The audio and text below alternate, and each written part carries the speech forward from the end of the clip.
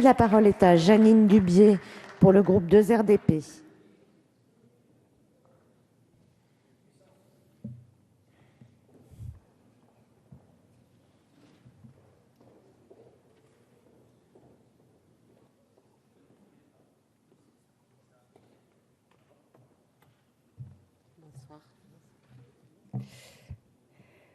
Madame la présidente, monsieur le ministre, madame la présidente de la commission des affaires sociales, monsieur le rapporteur, madame la rapporteure, chers collègues.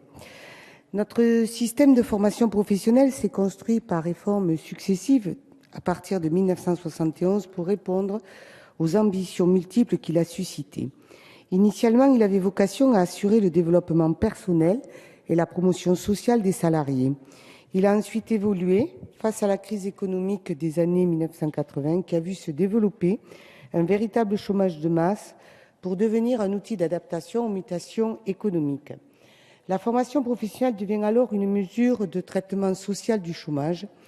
Enfin, à partir de 2009, la complexification de la vie professionnelle de moins en moins linéaire impose un objectif supplémentaire à notre système de formation professionnelle, la sécurisation des parcours.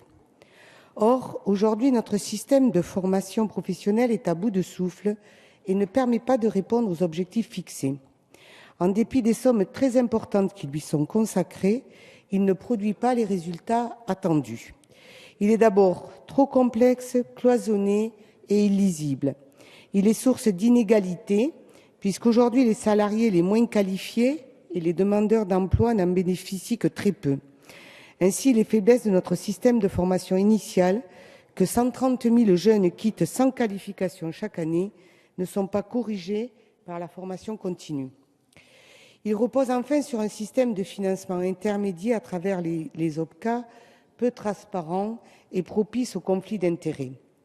Il est donc urgent de réformer en profondeur notre système de formation professionnelle pour en faire un véritable levier de la sécurisation de l'emploi et de la compétitivité de nos entreprises. C'est l'ambition de ce projet de loi qui transpose l'accord conclu le 14 décembre entre les partenaires sociaux. Co-rapporteur avec mon collègue le député Pierre Morange du rapport d'information intitulé « La formation professionnelle continue au service de la sécurisation des parcours », dans le cadre du comité d'évaluation et de contrôle, nous avons formulé plusieurs propositions, notamment pour favoriser l'accès à la formation des publics les plus éloignés, salariés peu qualifiés, demandeurs d'emploi, simplifier les instances de pilotage, accélérer la réforme de l'intermédiation, réguler plus efficacement l'activité des organismes de formation. Beaucoup de mesures contenues dans le projet de loi répondent à ces objectifs. Parmi les amendements présentés par le groupe radical républicain, démocrate et progressiste, j'en évoquerai deux issus des conclusions de notre rapport. Nous pensons qu'il serait judicieux d'étudier l'impact d'un transfert de la collecte des contributions des entreprises au titre de la formation professionnelle continue, actuellement assumée par les OPCA, aux URSSAF.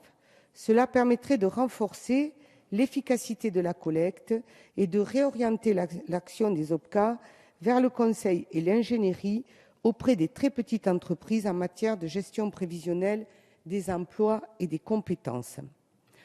Nous aborderons également le sujet de la formation ouverte à distance, car notre pays est actuellement en retard dans ce domaine, notamment pour des raisons juridiques.